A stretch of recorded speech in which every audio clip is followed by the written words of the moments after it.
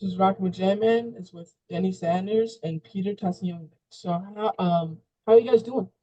Tsiolis. It should have been a CH, man, but I couldn't control Oh, it. I pronounced it wrong. I said Tsiolis. It's what Yeah, is it? yeah. A lot of people do that. A lot of people pronounce it Tsiolis. I call it. I pronounce it Tsiolis, like a CH instead of a TS.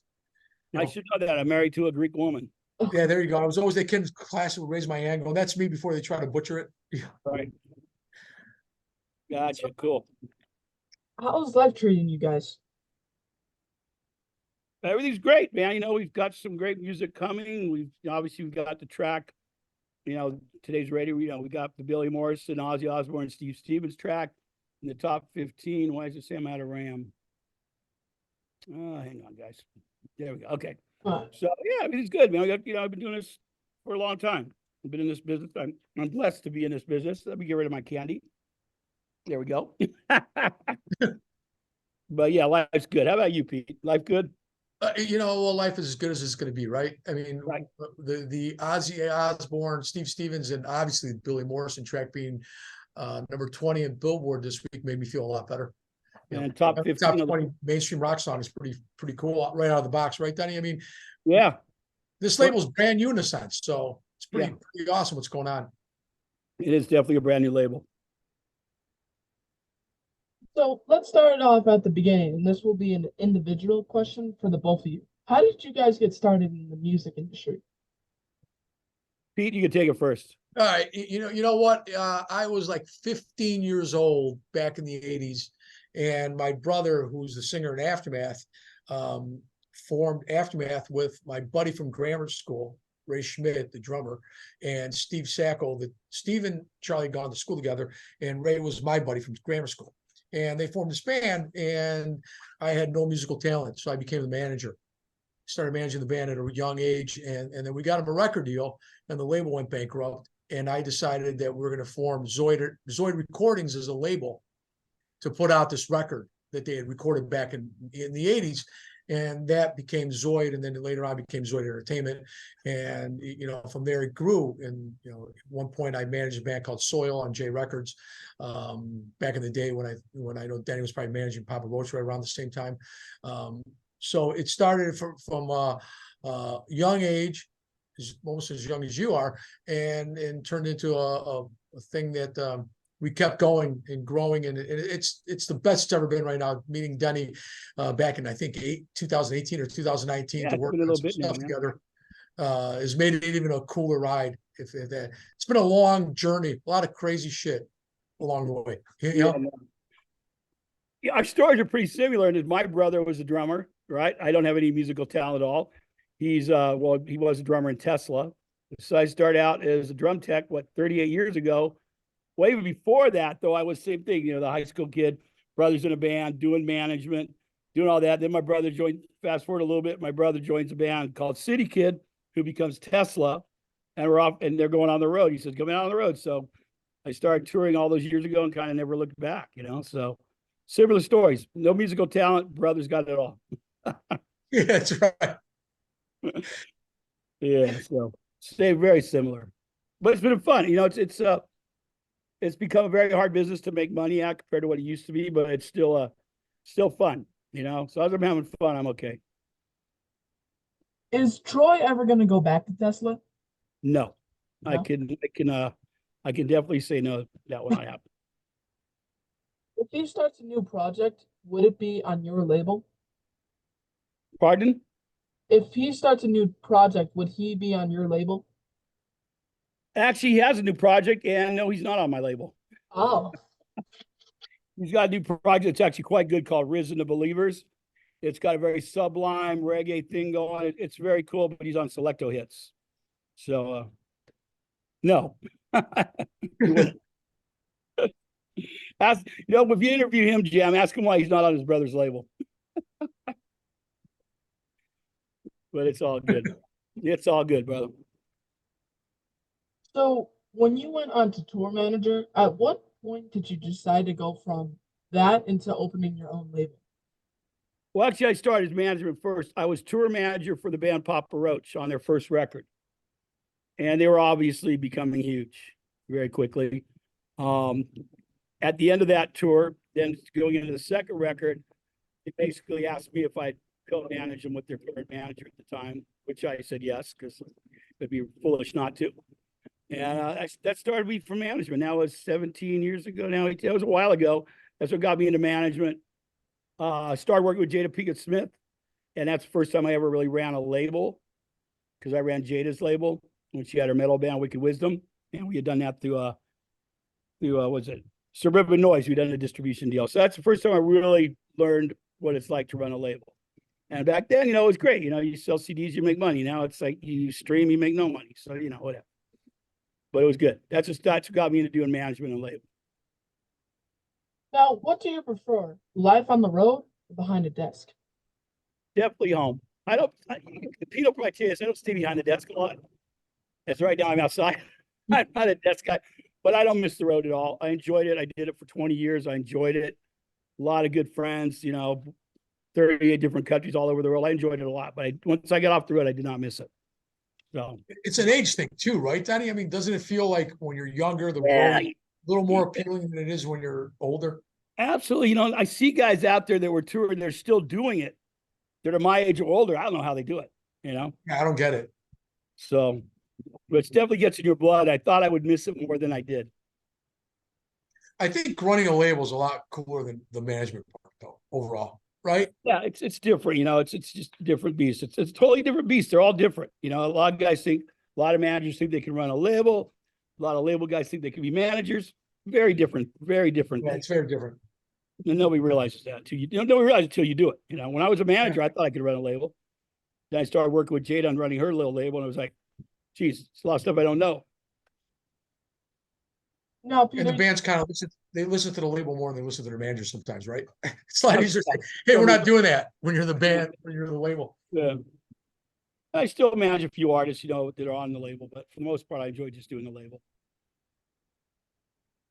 now, Peter, you have a different background and started off as an attorney. Is that right? Yeah, I started practicing, ironically enough, I always wanted to be a lawyer. Some kids grow up. I wanted to be a football player. I realized I had no talent to be a football player, right? So that ended pretty quickly. That's the difference between sports and music. If you suck in sports, you don't make the team and you're pretty much out. You can't go, I'm going to form my own team and I'm going to go get a contract, right? In music, you can be shitty and think you're really good. But I became a lawyer. Always wanted to do entertainment law and other stuff. So yeah, I think it was just naturally in me. But I love the music business part of music as well. But at the end of the day, it's all about music, right? You got to love music to be a really good executive at anything, I guess, in the music industry. So I started out as a lawyer, but during that entire time, I was managing bands. I was in law school. And when I was taking the bar exam, one of the bands I managed, Mother God Movie Star, which was Aftermath's alter ego project, was on the road with a band called Jenna Torturers. Danny, you get a kick out of this, right? Yeah, and I'm getting a call from South Carolina bitching that the club isn't paying the band and that Charlie, my brother, is going to get into a fight with a bunch of like big dudes hey, you got to pay us. And I'm like, I got a bar exam tomorrow, man. I don't have time for, I'll just give you the money, forget that. But yeah, it all started out in a different thing. But during the entire time, I was managing bands and involved in the music side of it at a much smaller scale. And then in 2001, I managed Soil, got them their record deal and did that, and then managed a couple other things. And back in 2015, brought it back into more of an active thing. The label came back for some reunion albums, and then 2019, Denny and I partnered to release an Aftermath record. After what they've been gone for 25 years. And then we kept talking about, hey, you know what, let's form a rock metal label and do it the right way, because we plan on doing this the right way. Yeah, we're not, so many people take advantage of artists. And I don't know whether it's from our background, me being a road guy and Peter's brother being a band. We're not, I don't want to do that. I don't need to own your masters. I don't need to, we're good. We do good artist deals, and that's why Billy came to me and we did this deal for this record with all these amazing people on it, because we did a good deal. It's a good deal for everybody. That's what we're gonna do. We do a good deal for everybody. Everybody makes money. We all eat from the same, plate. So, but as you can see, Pete's a lot more methodical about it than I am on the lawyer side of it. So he keeps me in check.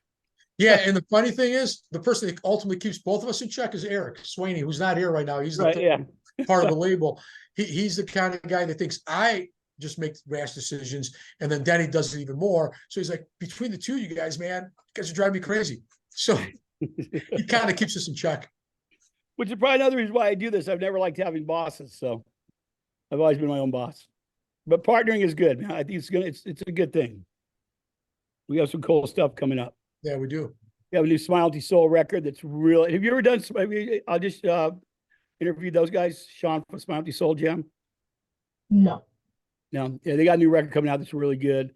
What else we got coming? We got some good stuff. We got the Stripping the Pistol song that's in the movie The Throwback that's out right now. Black Reflections going to radio next week. That's a great song. Solo by Swim the Current, the cover seems to be really reacting with people out there. It's a great video, great cover. I mean, it's authentic sounding, right? Doesn't it sound that way, Denny? And it seems to be absolutely. And that's with Marcos Leo. That's with Marcos from El Nino on vocals. And I think you may have, I'm trying to think I know you've interviewed a lot of my artists, but George is with the band Disciples of Verity. Did you ever do an interview on them, Jam? Yeah. I thought so. He's also in Swim the Current. So it's a cool little project. No, it's cool. And the reaction's been great so far. The guys in Aftermath are in there writing a new record. They'll be their fourth album. And there's a bunch of other projects that we got coming. We're I don't know, Denny said it, man, we're blessed to have this Billy Morrison project. I mean, when you look at the roster of people on it, you're like, wow. Yeah, it's pretty amazing. It's pretty loaded. Billy's got a lot of great friends. Yeah, it's been good so far, It's been good for the label, it's good for everybody. We're we're kicking butt at radio. So it's fun. It's fun when you're winning. I've heard you secured the largest recording contract for any musical act was Soil with J Records in the history of Chicago. Is that right? Yeah, how did you find that? Yeah, that is true. I didn't know that. That's pretty impressive. The soil deal is kind of a funny story. Sean, who was in the band at the time, your guitarist and the guy that wrote Halo, is a friend of mine, and he shows up to my house in like September of 2000 and says, I need a record deal with these 3 songs or I'm done. I'm out of the industry, right? I go, dude, it's September. By when? He goes, by December. I go, it's September. Nobody signs anybody in December of this year, right? So eventually we turned that song Halo into this big bidding war. 6 major labels are all over this thing. WJR down in Orlando starts playing it in heavy rotation. And I was able to turn that song into a massive bidding war. And that's where the lawyer comes in, right? And ultimately negotiate this amazing deal. I mean, it was stacked. Denny, was the kind of deals where you're like, oh my God, the deli tray was $890 for it was crazy. $500,000 video budgets and tour support.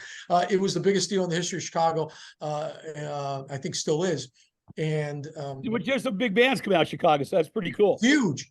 And James Diener had started Octone Records at the time as a subsidiary of J Records, and Clive Davis ultimately signed Soil, and he'd given Maroon 5 $50,000 and signed them to his label. And we're driving to Tampa. He and I are driving to Tampa together in the car. And he goes, hey, I got this band called Maroon 5. We're going to release this first. And once it hits this level, we're going to take it over to Jay. And he's playing the songs. And I go, wow, it sounds like Jamiroquai meets Jellyfish, And that went on to become Maroon 5 and blow up. And it was a gigantic deal with a small amount of money up front. Soil was the opposite. It was a gigantic amount of money, and it ultimately comes out September 11th and sells 300,000 units on Billboard. It would have sold a lot more if it wasn't for the date of the release, I believe. But yeah, that's true. It was the largest record deal in the history of Chicago. That's pretty cool. I did not realize that. Yeah, and I took some of those proceeds and I built a house in Greece. There you go. Where I'm going to go visit at some point. That's absolutely right. Yeah. What else up, Jam? And you started strategic project management, and from what I can understand, it's a project management company that deals with finance. Is that right? Yeah, you know what?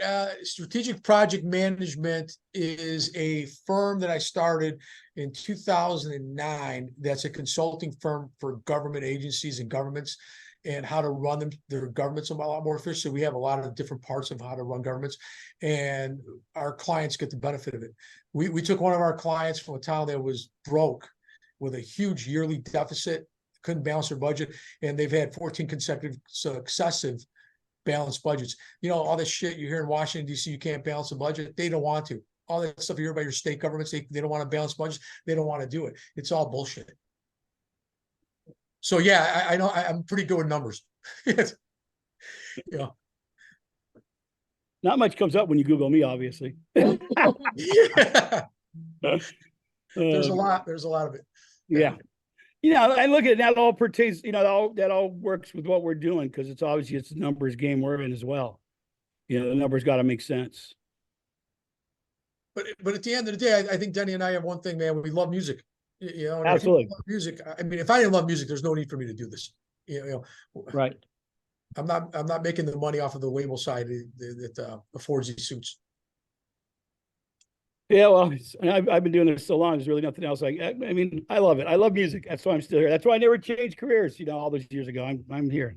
I'm here for longer. And I've never gone to another company because I've always liked being my own boss, which is a good and bad thing, probably. You know, sure I could have joined a bad opportunity to join some pretty big management companies, the labels back in the day, and I just always turned them down. So, yeah. What else going on, Jim, man? I got a couple more questions. Now, how did you forming Zoid come about? Now, how did you form Zoid? How do we form what? Zoid? Yeah, Zoid. Oh, yeah, like I said earlier, Zoid came out of, it started in 1985, actually. The word Zoid comes from freakazoid. You know, we had a friend that always said, hey, man, you're such a freakazoid. Not to me. It was just a phrase that he'd use. And that Zoid's kind of cool. Sounds tough. You know, Zoid sounds like a cool name. And we started out, I started out managing Aftermath back in the 80s and turned Zoid into a record company only so I could release that Aftermath record and then kept it going. You know, from there. So it was supposed to be a one-off deal, kind of like Led Zeppelin and Swan Song Records. You know, my brother's in the band. I got a label. We're going to put it out. We're going to do it the way we want to do it. Nobody's going to tell the band what to do. Aftermath's kind of a unique band in that sense. Don't you think, Denny? I mean, they do what they want to do, and they don't listen to trends and follow anybody. Oh no, they don't follow any trends at all. I love them. Yeah, they got their own mindset. You know, so am I on TikTok right now? No, you're gonna be on YouTube. Somebody said, tell me that's not you on TikTok. is this live? No, Nat, no. Somebody just sent me a text. That's not you on TikTok, is it? Oh, somebody put me on TikTok. I'm out of here. Hey, let me ask you a question. What got you into interviewing bands at such an early age? You love music or you just like interviews? I love music, you know. It was definitely my parents and my family that got me into music because, you know, my parents are heavy rockers. So, you know, I was always brought to concerts when I was little. And, you know, since my dad did Sofa King Cool, I was introduced to be able to go backstage because my dad would take me to concerts to watch this stuff. And then when I was little, I would tell my dad to ask them these questions when he would do interviews with them. And my dad said, you can ask him yourself. And then since I kept doing that, he said, you know, if you really want to do this, I can help you make your own, you know, website and own thing off of doing interviews as well. That's how it all started. No, that's cool. That's cool. Have you had one great interview that you remember? One of my first interviews was Bumblefoot. That definitely got me right onto the stage early, which I really appreciate Bumble for. Yeah. That's cool. So about the Zoid thing, those are some pretty hard bands on that label. It does not seem like that. It's not the kind of music you would listen to in a boardroom. No, I think that's what a lot of people confuse, man. I think metal as a genre appeals to so many people that you would never imagine. I know doctors, lawyers that come out. You know, I was in a meeting the other day with a big finance guy. Right. And we're just talking about music and we brought up the fact that, hey, you know what, we got to go because, you know, we got to do this other thing. And he goes, what other thing? I go, oh yeah, we have this label and you know, we released a song. I didn't think this guy would even know who Ozzy is, you know, because he looks so straight-laced banker type guy. And then he goes, dude, I love Megadeth and Metallica. What are you talking about? I'm like, what? He goes, oh yeah, man. He goes, I go home and crank out fucking kill them all. I go, you know? He goes, yeah. And this guy was almost 60. He goes, dude, you don't understand. And he started rattling off albums and concerts he had been to, and you would never ever imagine that guy would. You would think he'd be listening to classical, you know. But it works, man. I mean, I think metal is a universal form of music that people just don't think that it is. You know, a lot of people talk, oh, I grew out of it, but when you sit there and talk to them, you can tell they get pretty excited about talking about metal, and everybody gets excited when they hear Ozzy Osbourne's name mentioned. Don't you get the same reaction, Denny? Oh, absolutely. And you know, metal and rock and physical is still the number one selling genre for physical product. Whether it's Yes, vinyl, by it is the far. number one selling genre still. So, because you know, the fans are, you know, they're real fans. You know, they're not listening for that top 40 hit. They're the most loyal fans too, aren't they? I mean, Exactly. That's right. So they go out and buy everything they are. When they like an artist, they buy everything that artist sends, which is great because that's the only way artists can make money. You know, you got to support your artists, buy their merch. If you like a band, you need to support them because it's just not the money. Go see their live shows, whatever. You got to support these developing artists because the money's just not there like it used to be. You know. Yeah, for sure, no doubt about that. And it's great because metal fans stay with their bands, like we said, they're loyal, but they also stay with them forever. My favorite band of all time is Van Halen with David Lee Roth, right? I still am devastated that he left in 1985 to this day.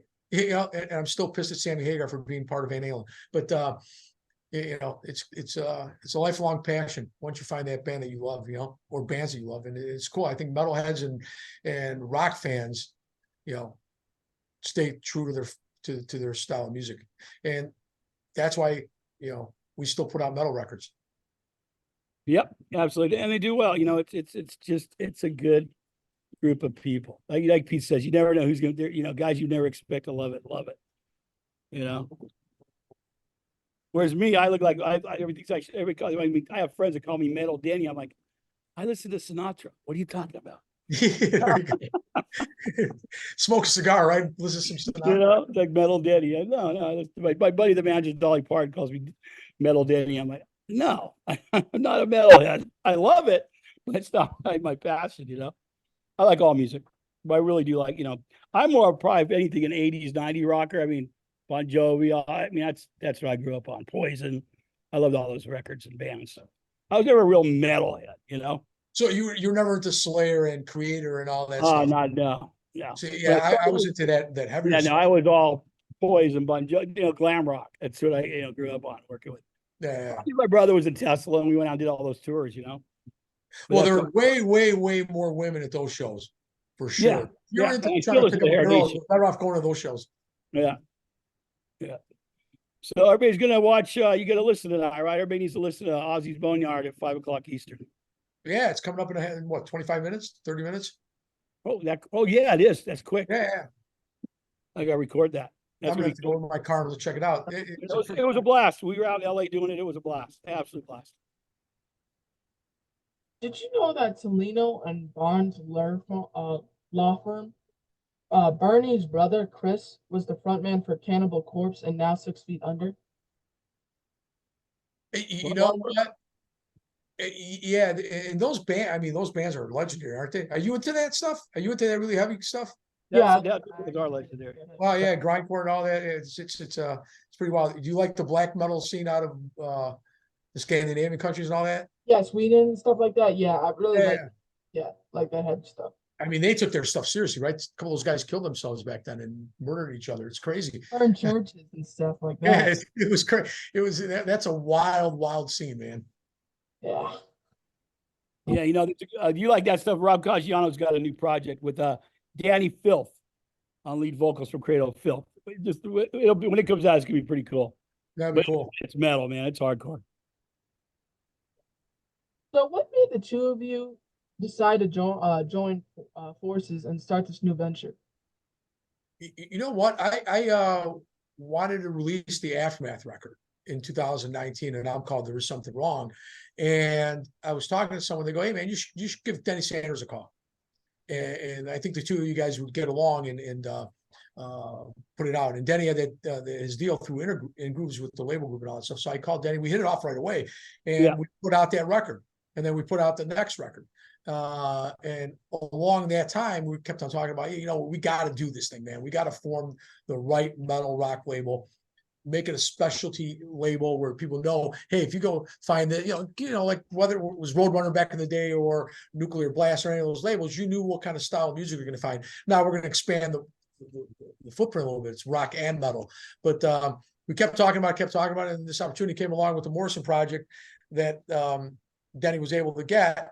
And he calls me up and goes, "Hey, I got this opportunity here," and then we heard the music, we're like, wow, this is pretty. Yeah, Crack Cocaine, pretty incredible. Listen to it, is a killer track, but it's only one of a bunch of killer tracks on a record that's stacked with great music. I mean, Billy wrote some amazing songs and got some really talented people to be on some of them, and did a great job on his own singing the other ones. It's a great record. We're really excited about that record, but it was a great way to kick off this new label. Yeah. And then we backed it up with So Low and Stripping the Pistol and all that stuff. So we're pretty stoked, man. Yeah, some good stuff coming. And at the time, I was through the label group, which was my parent label. I was putting out multiple genres. I had an Americana band. I had and you really want to have a niche. You want your label to be a niche where people know they want to go hear good rock and metal. Like there's a Suburban Noise Records back in the day with SRH and Cottonmouth Kings. They had the label themselves. They had a group of people that anything they put out, they bought because they knew what it was. It was a community. Suburban Noise Records was a community, and that's what I think. I think that's the best way to have a label. Because we want to build is get known for everything you put out. People know it's going to be good. You have a reputation of putting out good music. Yeah, like Victory Records out of Chicago had that same thing. Remember, or Sub Pop, where people knew they were. Yeah, exactly. When they start wearing your label T-shirt, you hit it. Right. So exactly. Do you guys still have your own individual labels, or is this all new joint venture now? Well, the label group's still around. Denny's got all those sub labels. TLG Zoid merges to one label. So you're not going to see a Zoid Entertainment release. It's going to be through TLG Zoid.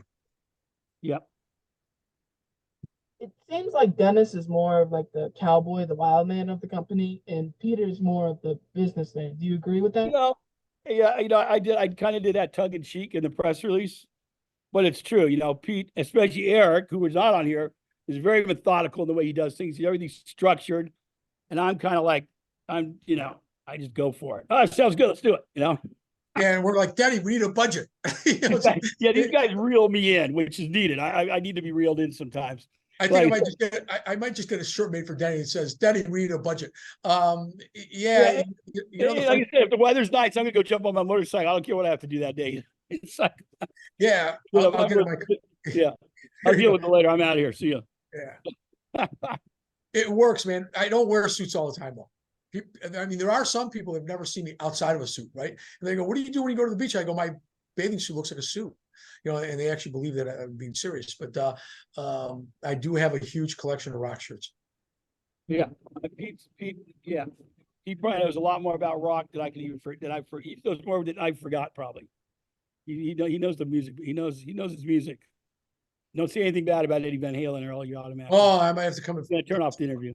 Oh yeah, I still get mad about that. Right? It's crazy. Greatest guitarist ever. Yep.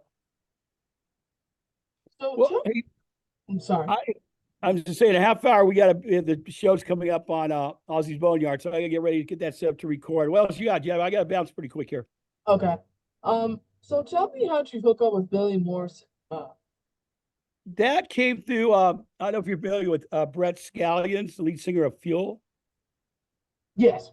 Brett has a couple other projects I'm working with. Billy, I guess, asked Brett, "Hey, who do can you recommend anybody to help me put out this record?" Brett recommended me. I talked to Billy. He's a great guy. We hit it off right away.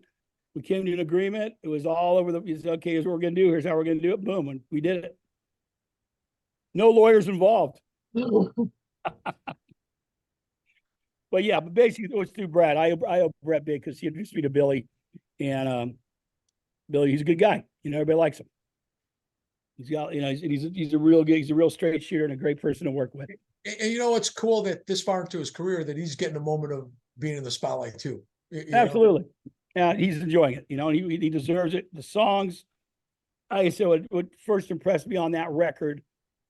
Yeah, it's great. You have all these featured artists. That's great and everything, but that happens all the time. What you don't get is great songs all the time. And I believe we have some great songs on this record. I mean, even Drowning, the first single that came out from the record was just Billy, and that song in its own is great. The follow-up single after Crack Cocaine is another Billy track. Right. Great video, by the way. And the Corey Taylor song is awesome. Right. Yeah. And Linda Perry track is awesome. Al Jorgen's got the industrial feel. DMC's got a little bit of a rap rock thing to it. You know, it's just it's I don't want to say multi-genre because it's all rock, but it really does have something for everybody. The whole, if you like rock, you'll like this record. If you like metal, you'll like this record. You'll love this record, you know? Absolutely. You know what he was great at accomplishing on this record is that when you listen to the Corey song, it actually sounds like it could be a Corey song, like a Slipknot song or whatever. Right. It's authentic sounding, right? And then you listen to Crack Cocaine, you're like, wow, it actually sounds like an Ozzy song. Billy was able to write songs to meet the Al Jurgensen song sounds like it'd be on Mystery Record. So that's pretty cool that he could pull that off, you know. Yeah, an amazing song. I mean, he writes with, like, they're all friends. They got together, they wrote during, I guess it was towards the end of COVID when everybody was still locked down, though, especially out there in California. And they got together and they did music, you know, so it's great. Ozzy co-wrote the song with him. Steve Stevens co-wrote the song. So you're right. It's on the guitar parts sound like it'd be on an Ozzy song. Steve Stevens nailed that, you know? Yeah, he nailed it. Hey, that might be the only good thing that came out of COVID, right? Right, yeah. This great record. Well, this record. We wouldn't have it otherwise, probably. Yeah. But it's been great so far, and it's going to continue. Billy has already recorded. We're already recording with other artists for the next go around. And the first single that he did with Ozzy could very well be possibly one of the last recordings he ever makes. You know, I hope that's not the case. What I've seen of Ozzy, and he's done promotion for us on his record.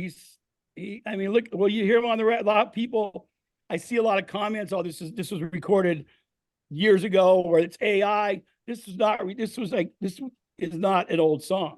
Ozzy, like Billy will tell you, if you read any interviews on Billy, when he gets in the studio and in front of a mic, and if you watch the thing tonight or listen to the Sirius XM Ozzy's Boneyard, Ozzy zoomed in for that. He just turns it on. He's a professional. He's on it. You know, he gets behind a mic. That's him singing. That's not a bunch of tuning, or he nailed it. He sang that song in 12 minutes. That song was done. His parts. Yeah, it's strong as hell, doesn't it, on that song? Yeah, and it's, you know, it was doing 2 years. When was it, towards the end of COVID? What, 2.5 years ago now, maybe? Yeah, 2022, basically, when it was all over. Yeah, no, you know, Ozzy's obviously having some health issues and battles, and that's no secret. It's out there, but he's been great. You know, he's an amazing person. He's a professional, and he's an icon, you know. And Sharon and Ozzy both love this track, right? So it makes it cool. And you know, they've been amazing to work with. You can't ask, you know, I never would have expected this. I love it, you know. Were you involved in having Paris Jackson on the video? No, that's all Billy. Oh, Billy. But she looks great in it. She did a good job. I actually met her on a TV set when I was with Jada Pinkett Smith many years ago, but she's a little grown up now. But no, that was all Billy. Billy has a lot of great friends in Hollywood. And like I say, he's such a good guy. You know, people like to do things for him, and I understand why, because I do anything for him. He's just a good dude. Yeah, because Billy's album is full of guest stars, right? What's that? Billy's album is full of like guest stars, right? Yeah, a lot of There's quite a few guest vocalists, and but then there's also 4 or 5 songs that Billy sings on. They're great. Every song on this record is really good. Yeah, it's a solid record. It's a great record. Yeah, Billy Idol's on it. So, you know, it's just, you know, Al Jorgensen, John 5 on guitar, Steve Vai on guitar. I could never pronounce the guy's name on drums. He's a big drummer. You know, just some A-list guys all over the record. And but you know, you get that. Like I said, the features are great. I love it. Hey, all these great people. It's going to be cool. Then you hear the songs. They're good songs. Good songs are hard to find. Great songs. And there's some great songs on this record. You know? You both have been in the music industry for years. How did you guys adapt to what the industry is now? How it's changing today, Yeah. currently? The industry it started changing around 2002, 2003, and later on, obviously the whole streaming thing changed the whole industry. The whole model changed. I think sometimes the industry took too long to catch up.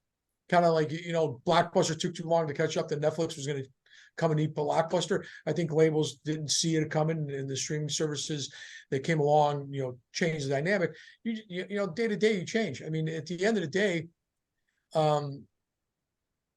you got to adapt or you die, right? Yeah, you got to adapt. And like I said, you can't really whine about it because it doesn't do any good. You just got to adapt to make it work. Because I think one of the biggest problems is there's so much music out there. What do they say? 80 to 100,000 songs a day are being uploaded, some crazy number like that. I mean, how do you break through that noise? And how many of them are good that you want to hear? So it's tough. I think that's what makes it tough. There's just there's just too much. There's such a thing of too much music. There's too much music. Yeah, because back in the day, you're right, Denny. I mean, there were only so many bands that could go into a studio, record a professional sounding record or tape, right, and shop it, right? And there were a handful of labels. Those guys were gatekeepers. They would listen, reject most of it, and then it was over. Now, anybody that has money, I mean, not even that much money. Not even money. With anybody with a laptop, Yeah, and the quality of it sounds great. You couldn't do that before. You needed real soundboards, and now you could just upload it 2 minutes later. And yeah, there's just too much. It's hard to stick out. With this much competition. That's the biggest challenge you find. And that's what we as a label try to do is get, our job is to get the music heard. I know we have great music. I know we have great artists, but how do we get them heard?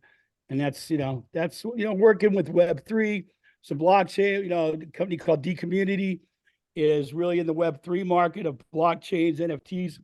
And I really think the business is going in that direction, the future of it.